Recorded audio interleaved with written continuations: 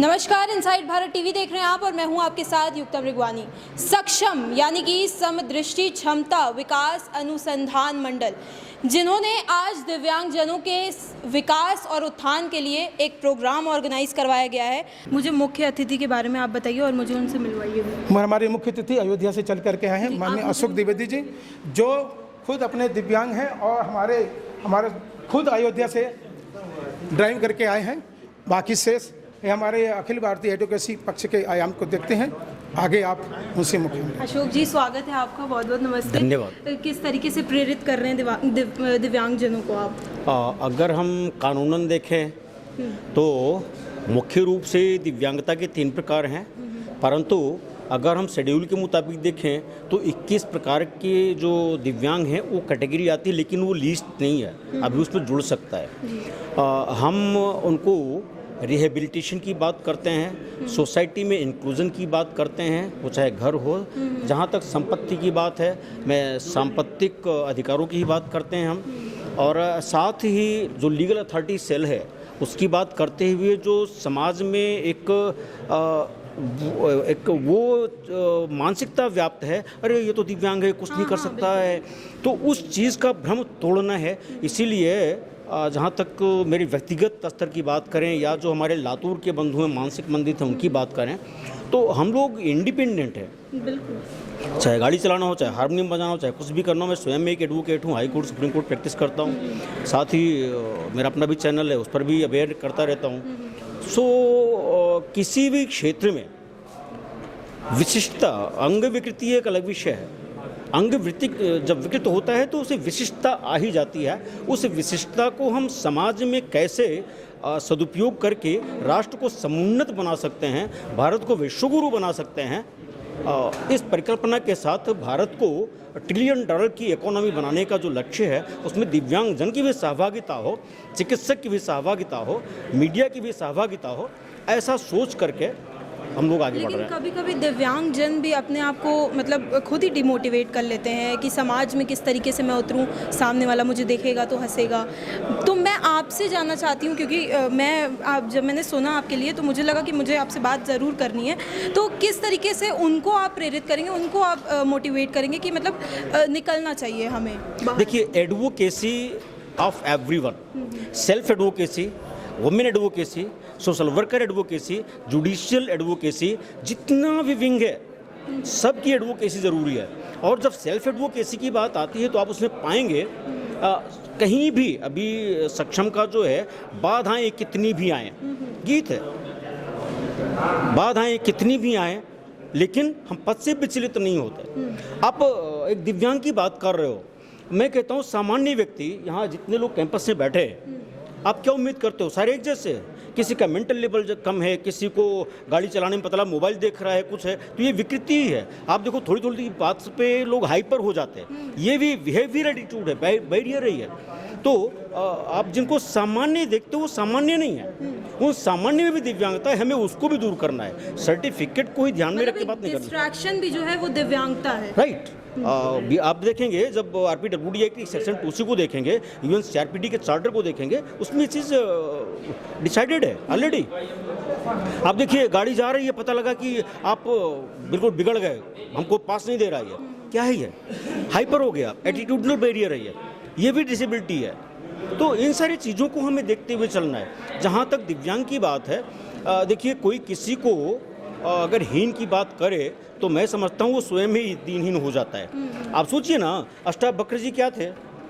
जब समाज में गए, वो शास्त्रार्थ हो रहा था, तो वहाँ जितने भी विद्वान बैठे थे उन्होंने यही कहा कि ये क्या शास्त्रार्थ करेंगे, 8 जगह से टेढ़े मेढ़े हैं। तो उन्होंने यही बोला था कि लगता है यहाँ शास्त्रार्थ के विद्वान नहीं बैठे हैं, बल्कि ये शर्म को पहचानने वाले लोग बैठे हुए हैं। मुझे लगता है कि ये जिस तरीके से सामने वाले समाज वाले लोग डिमोटिवेट करते हैं सामने, वो उनके लिए एक मोटिवेशन भी हो जाती है। बिल्कुल बिल्कुल बिल्कुल, इसीलिए होता ही है। और मैंने वो दंश झेले हैं बचपन से लेकर। आप मुझे कुछ बताएंगे, क्योंकि मुझे भी प्रेरणा लेनी है ऐसी, क्योंकि हम जो हमारे पास, हम सब सक्षम हैं, लेकिन फिर भी हमें लगता है कि हमारे पास बहुत कुछ कम है।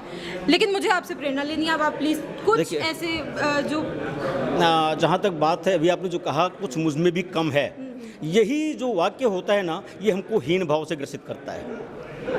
यही वो चीज़ है। नहीं, कुछ कम नहीं है, लेकिन एक हमें अंदर से कहीं ना कहीं फीलिंग आ जाती है कि मैं इस चीज़ में सक्षम नहीं हूँ। लेकिन मुझे आपसे प्रेरणा लेनी है कि किस तरीके से ये आप देखते हैं। अगर मैं कहूँ कि मेरे हाथ नहीं है तो मैं कह सकता था मैं सड़क पे भीख मांगूंगा, मुझे गाड़ी चलाने की क्या ज़रूरत, मुझे लिखने की क्या ज़रूरत है ना। जो भी संसाधन है, आप देखेंगे जब आवे संतोष धन सब धन दूरी समान, एक आपने पढ़ा होगा ये दोहा।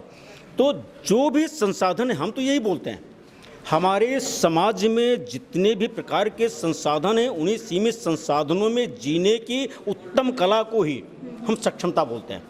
आज आप हमको देख रहे हो, मेरे हाथ नहीं है, हमारे कुछ बंधु ऐसे हैं जिनके हाथ पैर सब कुछ है, चौराहे पे बैठ जाते हैं, अलग अलग बातें करेंगे, टपोरीबाजी करेंगे, कुछ क्राइम करेंगे, उनको क्या बोलोगे आप? वो दिव्यांग नहीं है, वो हम दिव्यांगजनों से भी गए गुजरे हैं, समाज के लिए वो नकारात्मक भाव लेके आते हैं। अगर हीन भाव की बात करूं तो मुझे वो दिन याद है, थोड़ा सा लंबा हो जाएगा बात करने में, परंतु विवशता है, आपने जो प्रश्न पूछा है। मैं रात में एक लड़की की शादी थी, उसमें जगह हुआ था, मेरा ड्राइवर था उस समय, जीप थी मेरे पास। मैंने कहा तुम मुझे लेके चलो, घर छोड़ दो। उसने कहा नहीं, मुझे तो ससुराल जाना है। आप जानते हो ससुराल सबको प्यारी होती है, काम कुछ भी हो सारा छूट जाए, लेकिन ससुराल जरूर जाएगा वो। मैंने कहा भाई मुझे छोड़ दो, उसके बाद तुम ससुराल चले जाना, मैं पेट्रोल भरवा दूंगा, कोई दिक्कत नहीं माना वो। पुलिस चौकी थी, गाड़ी उसने वहीं छोड़ दिया। पहला दिन मेरा था, मैं गाड़ी नहीं चला सकता था, बट मैंने हिम्मत नहीं हारी, मैं सेल्फ मारा, गाड़ी स्टार्ट हुई, मैंने सेल्फ लगाया, गाड़ी स्टार्ट किया हमने, और फिर गाड़ी मैंने करीब 200-300 मीटर चलाई। जितने लोग सड़क पे थे सब दाएं बाएं भाग रहे थे, मार डालेगा, ये करेगा, बट ये उनका टेंशन था, मेरा टेंशन नहीं है।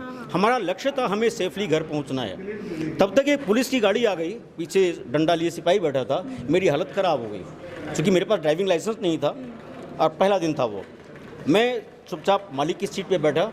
जब वो पुलिस वाले चले गए तो फिर मैंने गाड़ी स्टार्ट की, आगे बढ़ा। 2-3 किलोमीटर चला ही था मैं, सड़क पे लोग भाग रहे थे, मुझे इसका कोई खौफ नहीं था, आप भाग रहे हो क्या कर रहे हो, ये आपका सरदर्द है।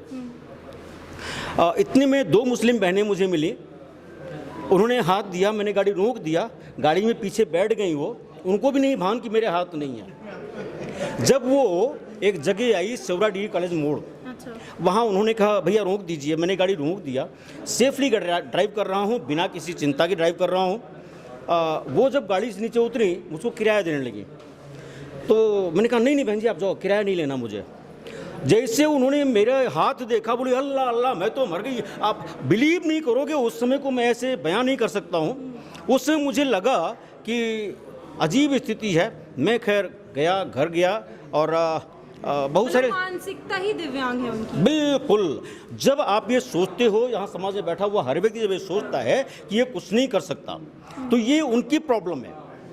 आप मीडिया में हो ना, आप लड़की हो ना, अब अगर ये कहीं नहीं लड़की ये काम नहीं कर सकती, क्यों नहीं कर सकती भाई? क्यों नहीं कर सकती? बिल्कुल नहीं। सो ये उनका प्रॉब्लम है, नहीं कर सकती, लेकिन आपका ये प्रॉब्लम नहीं है। आई हैव टू डू, मुझे उनके डिस्ट्रैक्शन में नहीं या डिस्ट्रैक्ट करते, आई विल, आई कैन, ये भाव जब होगा, वो ट्रेन का है ना, जब इंग्लिश में आपने पढ़ा होगा, I will, I can, I will, ऐसा करके चलती है। सर बहुत बहुत थैंक यू हमारे चैनल के माध्यम से जुड़ने के लिए। तो ये अयोध्या से सर आए हुए हैं, हमारे साथ प्रोग्राम के ऑर्गेनाइज़र मौजूद हैं, हम उनसे बात करेंगे और जानेंगे कि क्या कुछ रूपरेखा है आज के प्रोग्राम की और किस तरीके से सक्षम मंडल जो है वो काम करता है। सर सबसे पहले अपना नाम बता दीजिए। मैं प्रमोद कुमार दुबे जी, प्रांत सचिव गोरक्ष प्रांत। तो प्रमोद जी, किस तरीके से सक्षम मंडल जो है वो काम करता है?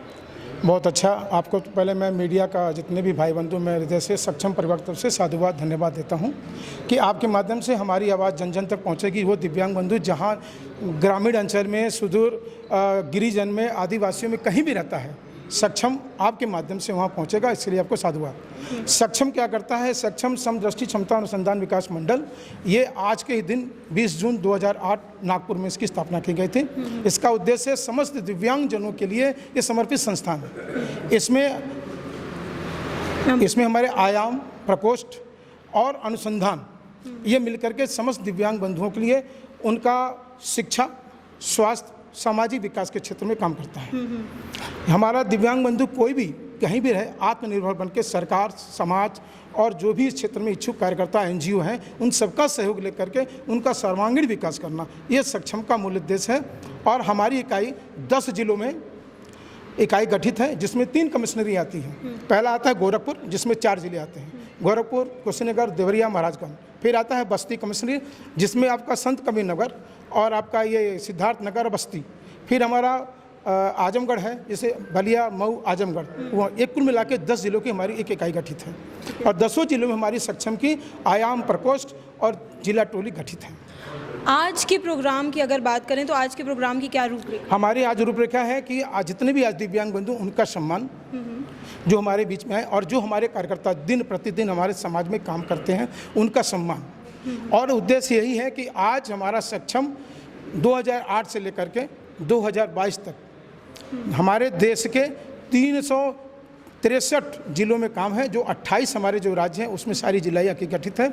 उसी के बारे में आज सक्षम क्या कर रहा है, उसका उद्देश्य क्या है, उसकी दृष्टिकोण क्या है, उसकी परिकल्पना क्या है, आज हम अपने कार्यकर्ता को उसको बताने हैं। बाकी सक्षम बैनर तले यही बोला गया है कि बाधा चाहे जो भी आए, आपको अपना काम करते रहना है। बाकी तमाम खबरों के लिए देखते रहिए इनसाइड भारत TV।